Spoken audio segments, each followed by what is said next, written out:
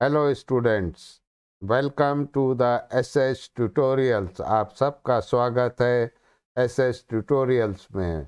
बच्चों, आज हम लोग शेयरिंग ब्रिज स्टडी करेंगे। शेयरिंग ब्रिज काहे के लिए इस्तेमाल होता है, किस लिए यूज़ होता है, हम लोग इसको स्टडी करेंगे कि शेयर ब्रिज क्या होता है और इससे कैपेसिटेंस और डिसिपेशन फैक्टर कैसे कैलकुलेट करते हैं। तो चलिए शुरू करते हैं शेयरिंग ब्रिज। आपके स्क्रीन पे लेफ्ट हैंड साइड पे सर्किट डायग्राम है, राइट हैंड साइड पे फेजर डायग्राम है। आप देख सकते हैं कि ए और बी ब्रांच में एक कैपेसिटर C1 लगा है, एक रेजिस्टेंस R1 लगा है और इसमें करंट फ्लो हो रहा है I1। दूसरी ब्रांच BC है जिसमें नॉन इंडक्टिव रेजिस्टेंस कनेक्ट है R3 और करंट फ्लो हो रहा है I3। AD ब्रांच में एक कैपेसिटर कनेक्ट है C2 और करंट फ्लो हो रहा है I2। DC ब्रांच में एक वेरिएबल कैपेसिटर, एक वेरिएबल रेजिस्टर, ये पैरेलल में कनेक्ट है। कैपेसिटर के थ्रू करंट IC फ्लो हो रहा है और R4 के through resistance current IR flow हो रहा है। आपने इसको सप्लाई से कनेक्ट किया E पोटेंशियल से, तो E1 पोटेंशियल ड्रॉप है between the point A and B। E3 जो है पोटेंशियल ड्रॉप है BC ब्रांच का। E2 जो है पोटेंशियल ड्रॉप है AD ब्रांच का और DC ब्रांच का पोटेंशियल ड्रॉप है E4। तो ये तो रहा सर्किट डायग्राम। अब आइए फेजर डायग्राम आपके राइट हैंड साइड में है। I1 एक रेफरेंस ले लिया है। हम जानते हैं कि कैपेसिटर में करंट लीड करता है, तो IC देखिए 90 डिग्री पे है।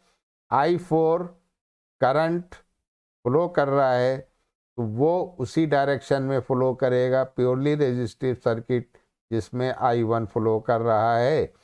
तो इस दोनों का जब हमने रिजल्टेंट निकाला, डॉटेड लाइन से आप देख रहे हैं, तो करंट I2 हमको मिल गया।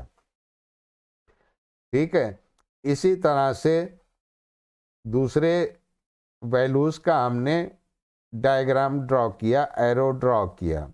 फॉर एग्जाम्पल आप डाउनवर्ड्स में देख रहे हैं, डाउनवर्ड में I1 अपॉन ओमेगा C1। ठीक, दूसरा क्या है I1 R1 यानी जो AB ब्रांच में ड्रॉप हो रहा है। इन दोनों का रिजल्टेंट जब निकाला डॉटेड लाइन से, तो हमारे पास वैल्यू आई E1 और बैलेंस कंडीशन में E1 E2 बराबर होंगे। तो E2 की वैल्यू क्या होगी, I2 upon omega C2 according to Ohm's law. तो ये तो था आपका फेजर डायग्राम। आइए मैथमेटिकल अप्रोच देखते हैं। तो देखिए Z1 जो है, हम मान लीजिए वो इम्पीडेंस है। Z1 जो है वो इम्पीडेंस है। क्लियर?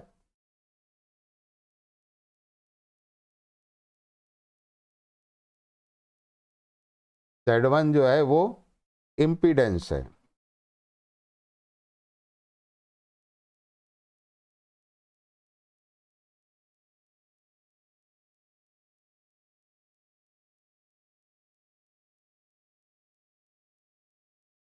चलिए, Z1 जो है वो इम्पीडेंस है। तो Z1 जो है वो किस ब्रांच का इम्पीडेंस है, मान लीजिए Z1 जो है वो हमारा ब्रांच कौन सी है, कोई भी ब्रांच आप मान सकते हैं।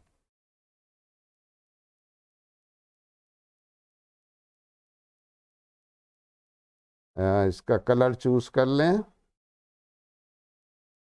ताकि आपको अच्छे से समझ में आ जाए।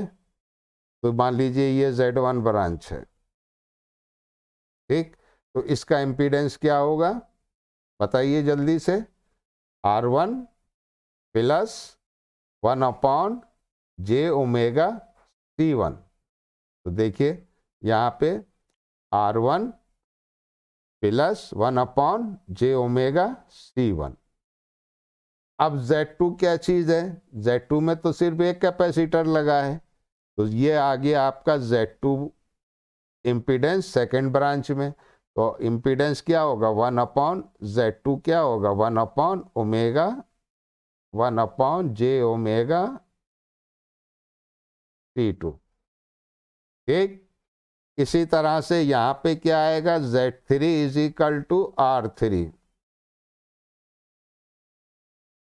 इसी तरह से यहाँ से Z4 में क्या है? C4 R4 पैरेलल में है, तो प्रोडक्ट अपॉन सम, यानी यहाँ पे देखिए Z4 क्या चीज़ है? प्रोडक्ट अपॉन सम, दोनों पैरेलल में है।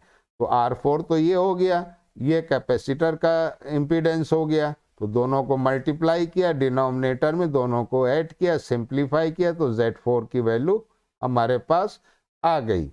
अब ब्रिज बैलेंस है, तो जब ब्रिज बैलेंस है तो क्या है? Z1 Z4 is equal to Z2 Z4 Z2 Z3। अब यहाँ पे ये प्रिंटिंग मिस्टेक हो गई, इसको 3 कर दीजिए। अब आपने पहले Z1 और Z4 की वैल्यू निकाली है, यहाँ पुट कर दीजिए। Z2 Z3 की वैल्यू निकाली है, वो पुट कर दीजिए, क्योंकि थर्ड आर्म में जो है सिर्फ रेजिस्टेंस है, तो Z3 क्या था? R3। अब आपके पास ये मल्टीप्लिकेशन आ गया। अब सिंप्लीफाई हमको करना है कि इसको कैसे सिंप्लीफाई करें, तो चलिए इसको सिंप्लीफाई करते हैं और देखते हैं कि इसको हम कैसे सिंप्लीफाई करें। इस R4 से इसको मल्टीप्लाई कर दिया, ठीक, क्लियर। अब क्या किया? अब बताइए क्या किया? बहुत सिंपल है कि R4 से इस वाले टर्म को, जो पहला टर्म है, इससे मल्टीप्लाई कर दिया, और ये वाले टर्म जो डिनोमिनेटर में था इसको क्रॉस मल्टीप्लाई कर दिया, इसको इधर ले गए, इस वाले टर्म को इधर ले गए ऊपर, ये ऊपर चला जाएगा, तो ये वाला टर्म इंटू R4 हो गया, बाकी ये वाला टर्म R3/j⍵C2 ये तो था ही, और ये क्रॉस मल्टीप्लाई में इधर आ गया। ठीक, अब इसको आपने इस ब्रैकेट को भी हटाया, यानी R4 से अंदर के एलिमेंट्स को मल्टीप्लाई कर दिया।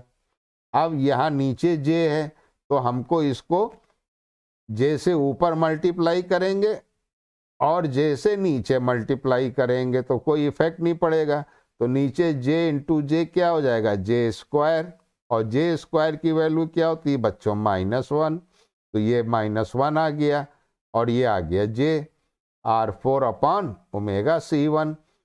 अब इसी तरह से यहाँ पे भी आपने किया, पहले तो मल्टीप्लाई किया, यहाँ j⍵ और j⍵ तो कैंसिल हो गया। अब यहाँ पे हमको J से ऊपर मल्टीप्लाई करना है और J से नीचे मल्टीप्लाई करना है, तो ये नीचे क्या हुआ? J² और J² की वैल्यू -1, तो ये माइनस आ गया, ऊपर का J ऐसे ही रहा और ये ऐसे ही रहा। अब हमने क्या किया कि रियल टर्म और इमेजिनरी टर्म को इक्वेट कर दिया, तो रियल टर्म क्या है? स्मॉल r1 R4, और ये वाला रियल टर्म है, इसको हमने इक्वेट कर दिया, फिर इमेजिनरी पार्ट्स को इक्वेट किया, तो वैल्यू निकाल ली, जैसा कि हम लोग करते आए हैं। तो ये रियल पार्ट हो गया, यहाँ से हमने स्मॉल r1 की वैल्यू निकाल ली, वो ये आ गई, फाइनली ये वैल्यू आ गई, चाहे वैसे लिखिए चाहे ऐसे लिखिए। अब इमेजिनरी पार्ट को हमने इक्वेट किया, तो यहाँ से हमारे पास वैल्यू आ गई C1, जो कि हमको मेजर करना थी। अब आइए डिसिपेशन फैक्टर, तो डिसिपेशन फैक्टर क्या होगा? ω⍵C1 R1। अब C1 की वैल्यू आप निकाल चुके हैं, R1 की वैल्यू निकाल चुके हैं, पुट कर दीजिए। अब यहाँ से देखिए ये R3 कैंसिल हो गया, C2 और C2 कैंसिल हो गया, ये एक्सप्रेशन आ गया डिसिपेशन फैक्टर का। तो इसका मतलब ये हुआ कि हम अननोन कैपेसिटर की वैल्यू, C1 की वैल्यू और डिसिपेशन फैक्टर की वैल्यू निकाल सकते हैं बैलेंस कंडीशन पे, जब हमको दूसरे एलिमेंट्स जो कि ब्रिज में कनेक्ट हैं यानी R2 और R3, इनकी वैल्यूज अगर हमें मालूम है तो हम डिसिपेशन फैक्टर भी निकाल सकते हैं और क्या निकाल सकते हैं, कैपेसिटर की वैल्यू। तो ये तो था आपका Schering bridge for the measurement of the capacitor. तो बहुत छोटा सा टॉपिक है, उम्मीद है आपको पसंद आया होगा। तो वीडियो को लाइक और शेयर कीजिए, चैनल को सब्सक्राइब कीजिए ताकि हमें मोटिवेशन मिले। कोई भी डाउट हो कमेंट बॉक्स में ज़रूर लिखिए और अपने दोस्तों को भी इस चैनल के बारे में बताइए। Thank you very much.